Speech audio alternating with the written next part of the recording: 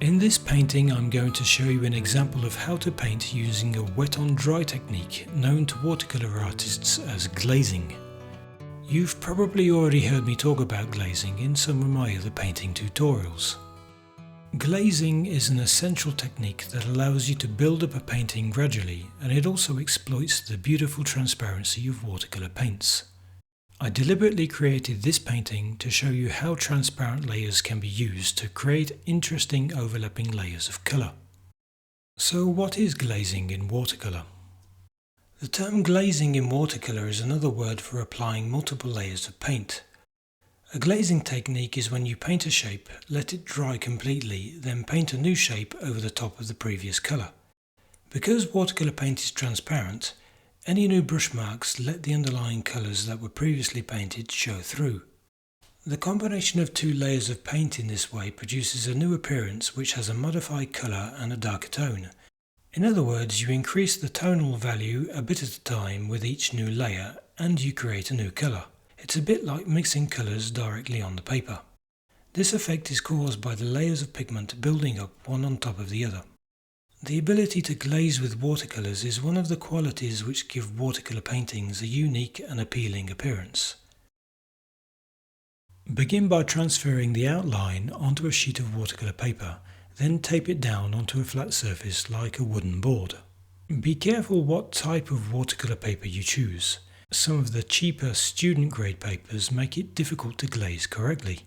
This is because sometimes the underlying layers of paint start to lift off the surface when you re-wet the paper, even if you let the first wash of colour dry completely. To make sure you can layer paints easily, try testing a scrap of paper first. The subject of this painting is this open sandwich with cucumbers on top. Just a quick reminder, if you'd like to try this painting for yourself, you can download the traceable outline for free on my website. I also offer a special series of free watercolour lessons for anyone who signs up to my email newsletter. I'll put the links in the description below. You'll also find a link to my Patreon membership where you can get an ad-free version of this video tutorial plus other exclusive bonuses that I only share with members of my Patreon channel. Begin by painting the slices of green cucumber. I used a fairly diluted mix of paint, and after painting each shape I dabbed up some of the colour from the centre of the slice.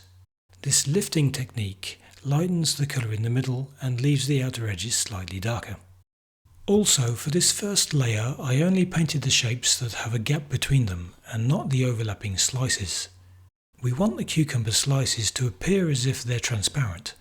So to do this we can exploit the transparency of watercolours by using a glazing technique, painting each of the shapes, then letting them dry before doing the overlapping shapes. While the cucumber shapes are drying, you can add a first layer of colour to the bread around the edges, leaving the white paper untouched to represent the cream cheese. When this is done, leave it to dry and move back to the cucumber slices. Begin by dampening the cucumber shape with clear water, then use a richer green mixture of watercolour to paint around the edges. The paint will disperse into the damp surface and create a nice smooth gradient from light to dark. If the pigment spread too far into the centre of the shape, you can use a rinsed and blotted brush to pick up some of the colour and push the pigments back towards the edge. Repeat this process for each of the slices. Now you can turn your attention back to the bread around the edges, adding a glaze of slightly darker brown. Don't paint over the whole area. Add some random organic shapes to simulate the texture of the bread. Again, by using a glazing technique like this, you can build up the strength of the colours, one on top of the other, to suggest the textured surface. Next, I painted the first overlapping cucumber slice at the top. Alternating between different parts of the subject like this allows one part to dry while working on the next. The process for this cucumber shape is the same as before. Start with a light coloured diluted mix of paint and use a lifting technique to blot up some of the colour in the centre. While this dries, move back to the bread. This third layer of colour using a darker brown mixture deepens the tonal values and adds another layer of complexity to the bread texture. Use loose brush strokes, dab in some extra paint here and there and let the pigment spread. Next I continued the painting of the cucumber by dampening the surface with clear water to add a darker green border with a soft diffused edge. While this dries, I dropped in some spots of paint to break up the edges of the bread texture and suggest the idea of breadcrumbs.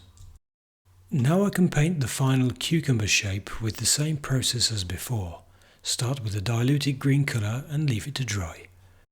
While this dries, I dotted a few more breadcrumbs around the sandwich before finishing off the edges of the cucumber slice.